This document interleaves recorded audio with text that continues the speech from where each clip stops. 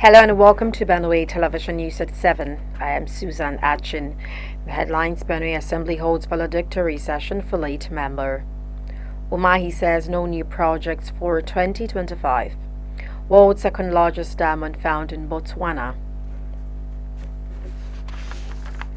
The Benue State government is to begin immediate employment of teachers in the state. Governor Hyacinth Ali announced this Wednesday at Vandikia during the burial of Toje Chira, His Royal Highness Chief Clement Ugandan.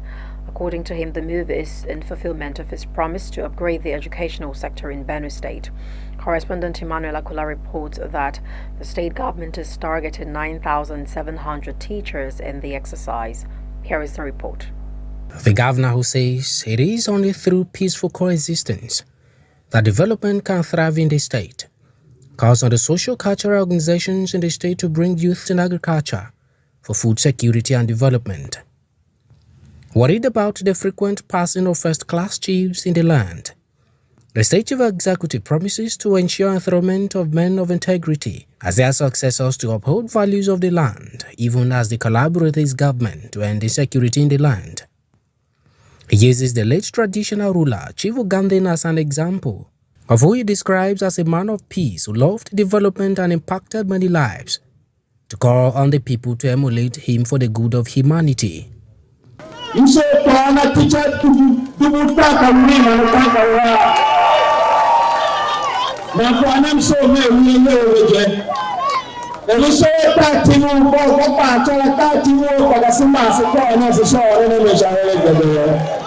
Catholic Bishop of Boko Diocese, Most Reverend William Avenya, who says death is a transition to new life, also acknowledges it as ordained by God to give humans passage to eternity, while emphasizing the need for the living to promote human solidarity in preparation for their passing. The spiritual father admonishes the people against extravagant spending on burials instead of caring for the living. He describes the late tradition. It was regarded as a punishment. However, the death and resurrection of Christ Jesus, who is the way, the truth, and the life, has turned death to a mere passage to eternity. In a funeral oration, a former governor of Benue State, Dr. Gabriel Suswam, describes the late Chief Ugandan as a man of integrity and a credible traditional ruler who stood for the peace and development of the state in Nigeria.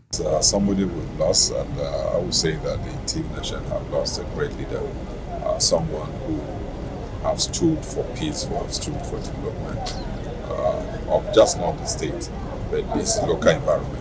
Meanwhile, the Catholic Bishop of Katsina Diocese, Most Reverend Isaac Dugu, who recounts the support of the late traditional ruler to humanity, particularly his priestly ministry, requests government to hand over missionary schools to the honors to enable them achieve their vision. Paramount ruler of the Tiv Nation, the Totif His Royal Majesty, Professor James Ayate, represented by the Tokwande Chief Ambrose Otie, President General Mzo Tiv CPO Behia, and Special Advisor to the Governor of Bureau for Local Government and Chieftaincy Affairs, who advocate unity among the Tiv people in order to achieve development in the land. Government is not a spirit that will be everywhere to see what is happening. And that is why they have been carefully selected and elected to represent government in the rural councils. Please help government to help our communities. Until his passing, Chief Clement Ugandan was the first-class traditional ruler of Vandeka and Konshisha Intermediate Area. Emmanuel Akula, Benue Television News, Makudi. Well, Benue State legislators held a valedictory session in honor of late Barrister George Uchi. This was part of Thursday's plenary in Makudi, and Fidelia Zashaundu brings us the details of this report. The Benue State House of Assembly plenary on Thursday was unusual as members joined the family and relatives to mourn death of lawmaker George Uchi. The House moved the motion for his portrait to be admitted on the floor as part of privileges extended to former members of the House. One by one, members from the 3 senatorial zones take turns to honor the departed. Member representing Benue North East, Thomas Dugeri, Benue Northwest, Tewasi Uche, and Benue South Kennedy Agbo all expressed sadness over the demise of Mr. Uche. Honorable George Ondaka Uche, a former member of Benue State House of Assembly, was a true leader and a compassionate soul, a pillar of strength for many. There is no more of his legacy based on. He once was a member here, sat on this hallowed chamber, and made laws for the state. History will be kind to him, and I pray that he will find a place in the bosom of his maker. Chairman Forum of Former Legislators Sylvester Atachin and former Speaker of the 6th Assembly, Tese Tumba, all praised Uche, saying he was a good man and his family should be given the needed support. The rapidity of death to former members is too much. Somebody who has passed through the Benue State House of Assembly shouldn't die as early as that. You must pass the age of 100. There is no more. That is the reality of life. The Bible says it's appointed unto man who wants to die. There is a time to be born, time to die. I want to particularly encourage the wife and children and members of the family that they should take solace. We all will take solace in God. Finally, Speaker of the House, Aunduna Daju, extended his funeral oration saying, "Death is a wake-up call for all to live worthy life of emulation." We are all going to leave this chamber one day, and we'll become former members too. We know that God is a giver of life, and He takes it when He wants to. But we also know that we need to take care of ourselves. We need to go for medical checkup. We need to take some drugs. Keep life going to when our Creator. George Uche was a member representing Kwendi West State constituency in the 6th Assembly. Meanwhile, the House has received 2 bills to be debated on a later date. They are a bill for a law to establish Benue State Institute for Cancer Research and Treatment and a bill for a law to provide for Benue State Internally Displaced Pupils and Students Education Board. Fidelia Zashaundu, Benue Television News, Makudi. Well, media practitioners have been encouraged to shun biased sentiments and emotions when reporting in conflict situation and embrace objectivity as a tool. The call was made during a state-level strategic stakeholders engagement workshop for effective early response system in Nigeria at Benue Hotels in Makudi. Martha Iku has the details.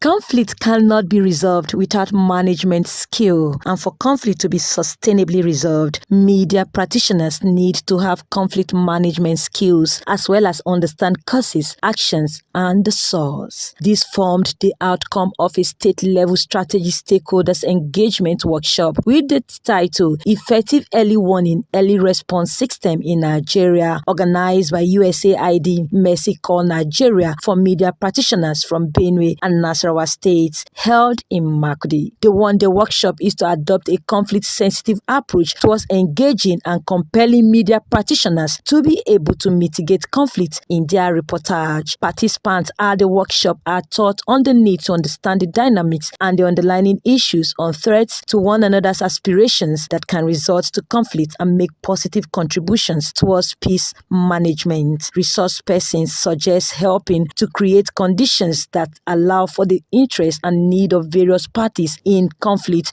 to be heard. In a presentation on digital ecosystem from online threats to offline harm, weaponization of the social media, as well as sources and risks that social media creates on how much online platforms promote conflict, the chief of party Mercy Corps Nigeria, Danjuma Dawop, says media practitioners should be able to counter misinformation on the social media if properly equipped. We can kind of draw the attention of the media to understand the relationship between, one, the online ecosystem where they operate, and the offline conflict dynamics, which of the impact of whatever it is they write or they report.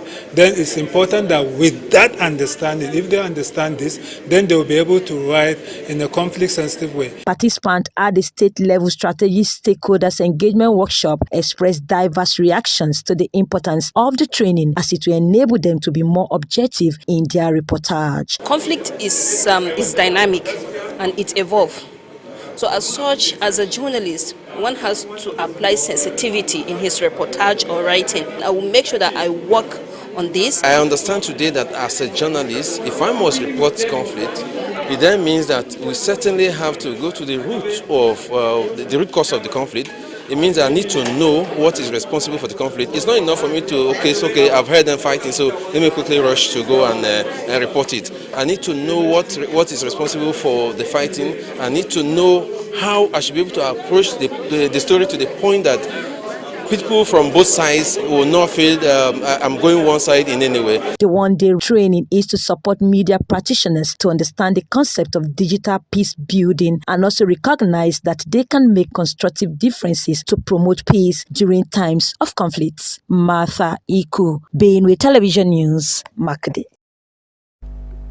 In part 2, after the break, 20 female petty traders in Benue State have received checks of 50,000 naira each as recapitalization grant from the Renewed Hope initiative of the First Lady of Nigeria, Oluremi Tinubu. We'll bring you this and much more after this break. Ambition. My G, for our ambition, we go hard. We go day night till we make it. We go hard till we find that perfect beat. The perfect beat, the one the world will put on repeat. So we chase greatness in every moment, making every naira count. We put out content after content till it's comment after comment. And with Glow by our side, we have more to offer. Because the MyG bundle comes with bonuses, giving you way more data value and way more steez on IG, Snapchat, TikTok, WhatsApp, Glow TV, Audiomack, and Boomplay in one fly package. Dial *312# now and select MyG bundle. Glow Unlimited.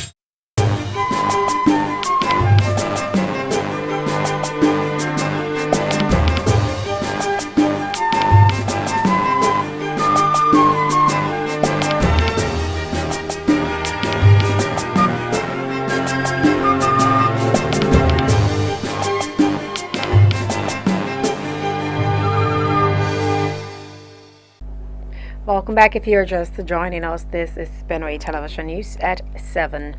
Well, moving on, 20 female petty traders in Benue State have received checks of 50,000 naira each as recapitalization grant from the Renewed Hope initiative of the First Lady of Nigeria, Oluremi Tinubu.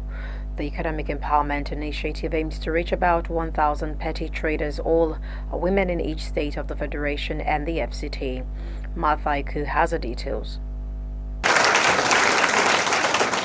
Thunderous clapping erupts from people in appreciation of the fund to Benue women by Nigeria's First Lady and founder Renewed Hope Initiative, Oluremi Tinubu, and the Benue State Governor Hyacinth Alia for boosting their businesses. These Benue women are filled with excitement. It is barely 1 week of disbursement of the Renewed Hope Initiative food to vulnerable groups in the state by the wife of the president. Then comes the recapitalization grant to 1,000 women petty traders in Benue State, performing the symbolic presentation of checks to 20 beneficiaries at the banquet hall of Government House in Makudi. The wife of the president and founder Renewed Hope Initiative, Senator Oluremi Tinubu, says it is part of her commitment to drive economic growth towards better life for families. Represented by the State Commissioner for Women Affairs and Social Development, Anne Itodo, the First Lady says a total of 1.8 billion naira is to be disbursed to 37,000 women petty traders across the nation to assist them to recapitalize and grow their businesses. We are all aware of the challenges faced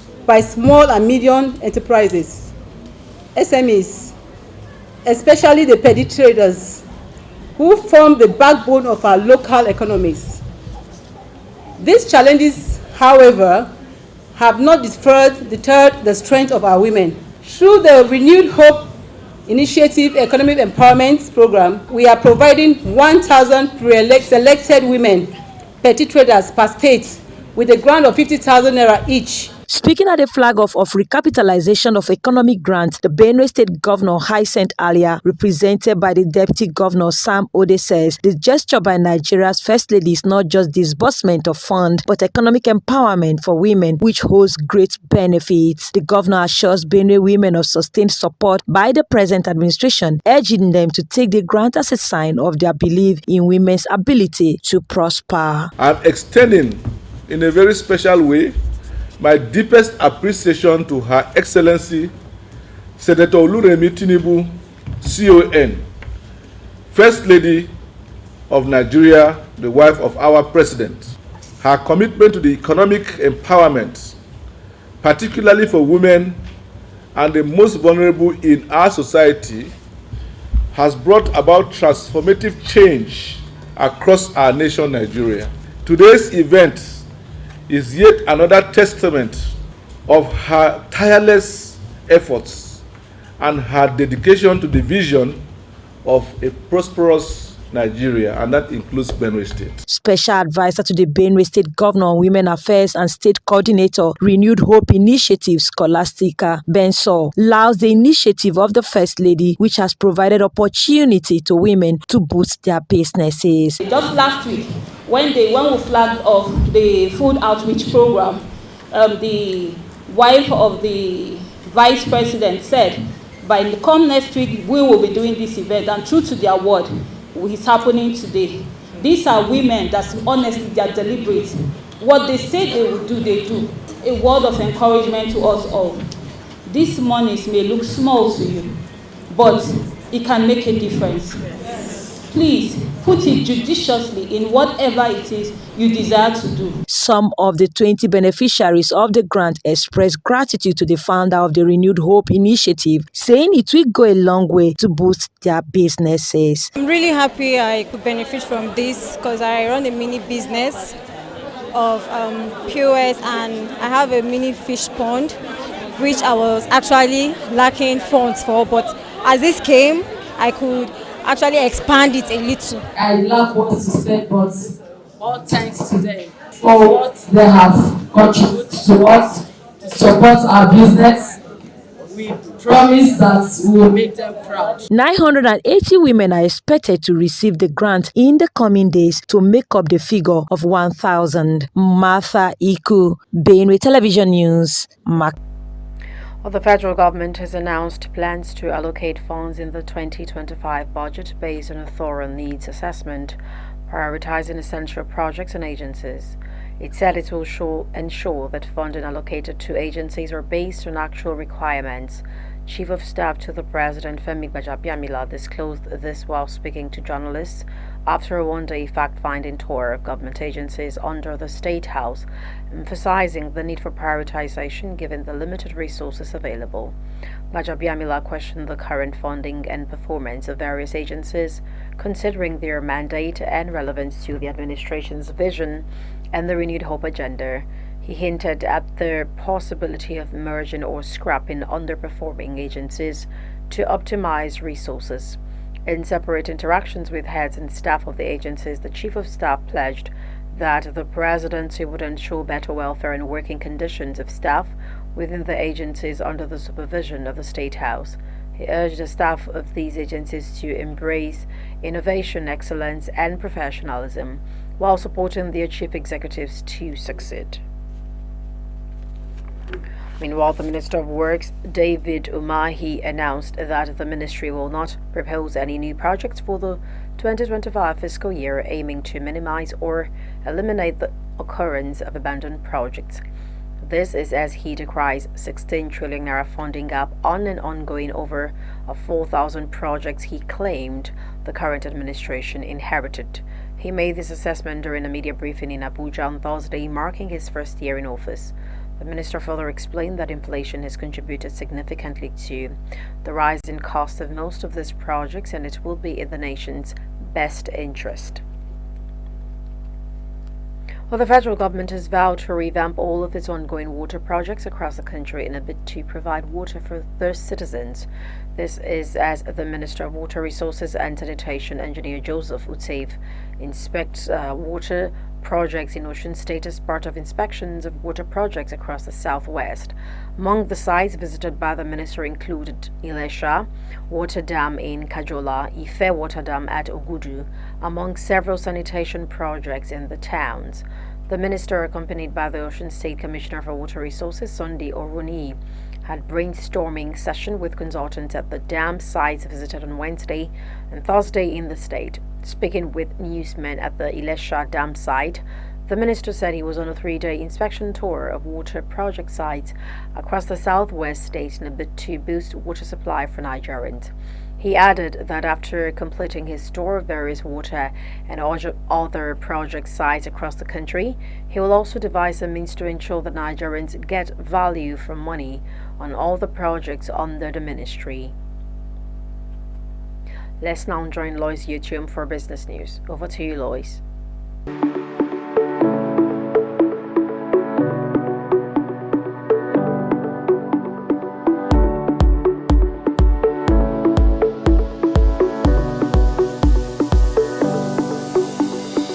Federal government plans fresh $100 billion investments. Central Bank of Nigeria says business owners optimistic of improved conditions for doing business. Nigeria Extractive Industry Transparency Initiative says continued loss of revenue affecting investment opportunities. Hello and welcome to Business Today. I am Lois Iotiong.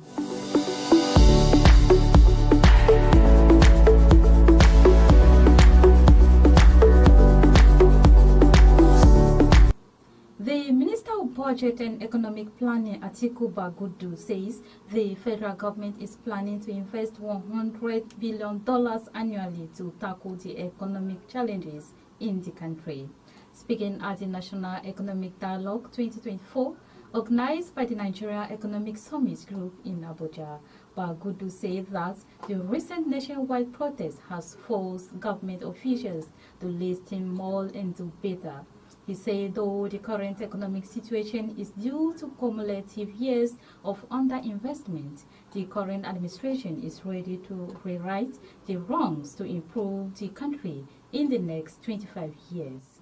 The minister highlighted the root cause of stunted national growth, noting that more public funds were needed to address the country's priorities.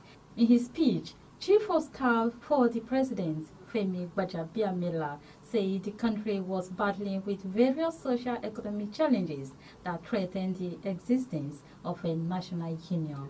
Also speaking, Chairman of Nigeria Economic Summit Group, Olaniyi Yusuf, said Nigeria has experienced significant transformations politically, socially, and economically over the past 25 years, but must do away with policy inconsistency to achieve better results.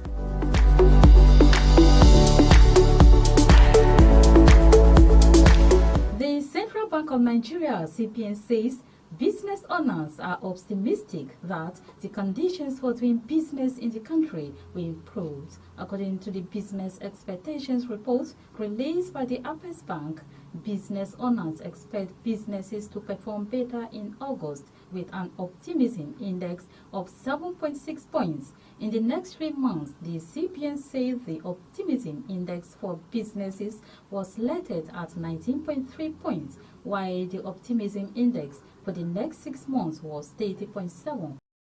It is explained that the mining, quarrying, electricity, gas and water supply, agriculture, market services, manufacturing and non-market services will drive optimism in the macroeconomy.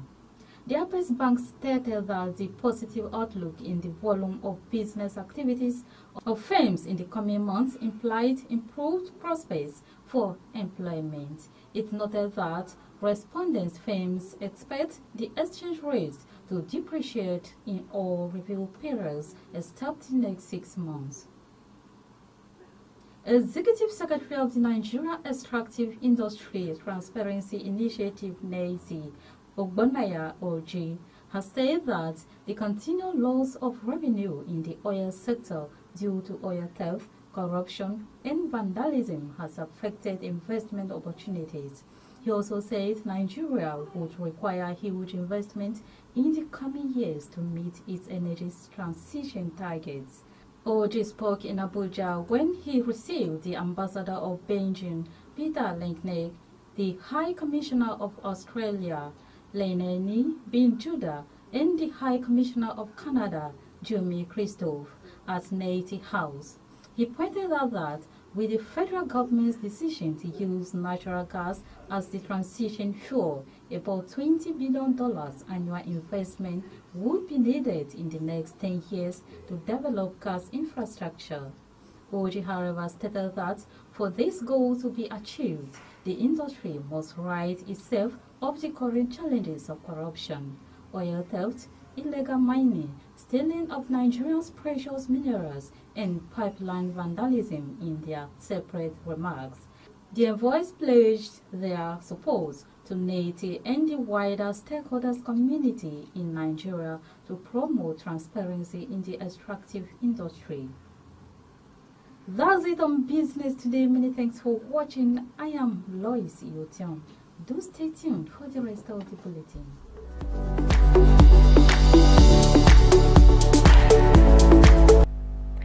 Thanks, Lois. We now take a break. When we come back, international news. Please stay with us. Ambition. My G, for our ambition, we go hard. We go day night till we make it. We go hard till we find that perfect beat. The perfect beat, the one the world will put on repeat.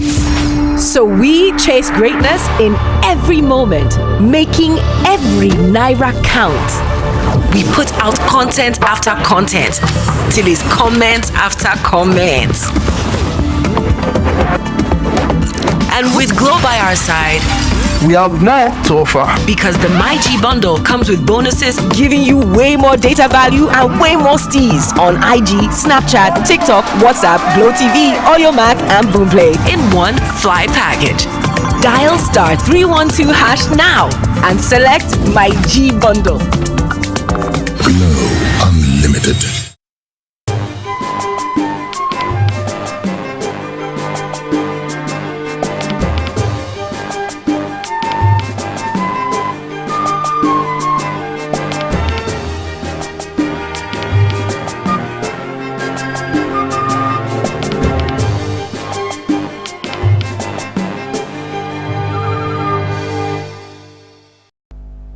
Welcome back, still live on Benue Television News at 7. We'll now move on to the international scene where a Canadian mining company has said a 2,492 carat diamond, the second largest in the world, has been discovered in Botswana. Lucara Diamond Corp said in a statement Thursday that the diamond was discovered in the Karowe diamond mine in northeastern Botswana using X-ray technology. Lucara did not give a value for the find or mention its quality, but in terms of carats, the stone is second only to the 3,016 carat Cullinan diamond discovered in South Africa in 1905. Pictures released by the company show the diamond is as large as the palm of a hand. This find was one of the largest rough diamonds ever unearthed and was detected using the company's Mega Diamond Recovery X-ray technology installed in 2017 to identify and preserve large, high-value diamonds.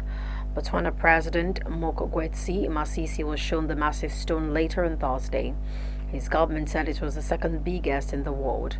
Tobias Cormin, managing director of Europe's largest online diamond jeweler, 77 Diamonds, confirmed it was the largest rough diamond to be unearthed since the Cullinan diamond, parts of which adorn Britain's crown jewels. Meanwhile, thousands of Palestinians have fled parts of Deir el-Balah in the Gaza Strip as the Israeli military issued new evacuation orders and its forces advanced deeper into the overcrowded central city. The area was previously designated by Israel as a so-called humanitarian safe zone for civilians, but the Israeli army ordered residents, many of them displaced multiple times already, to leave before a new military operation there. Israeli military spokesman Avichai Adrei said certain neighborhoods in Deir el-Balah were now deemed a dangerous combat zone, calling on residents to move westwards ahead of an imminent attack in the area. The warning has forced thousands of civilians to flee on foot, carrying small bags and small basic belongings such as blankets, bedding, and little food. Well, Ukrainian President Volodymyr Zelensky has visited the border areas in the Sumy region, from which his forces staged a major offensive into Russia's Kursk region this month. The president said on Thursday that he had met Oleksandr Syrsky, a commander-in-chief of the army, receiving reports on the operational situation across all active combat zones. The Ukrainian army's surprise invasion into Kursk on August 6 saw it take control of dozens of settlements, forcing tens of thousands of civilians to flee and taking hundreds of prisoners captive.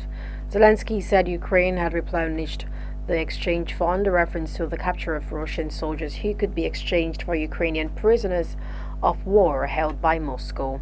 Ukrainian officials have said the goals of the offensive included creating a buffer zone on Russian territory, seeking an end to the war on fair terms, and stretching Russian forces.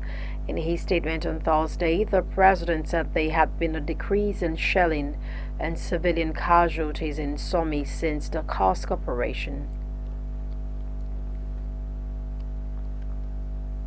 Well, that brings us to the end of the news, but before we go, let's take another look at the top stories.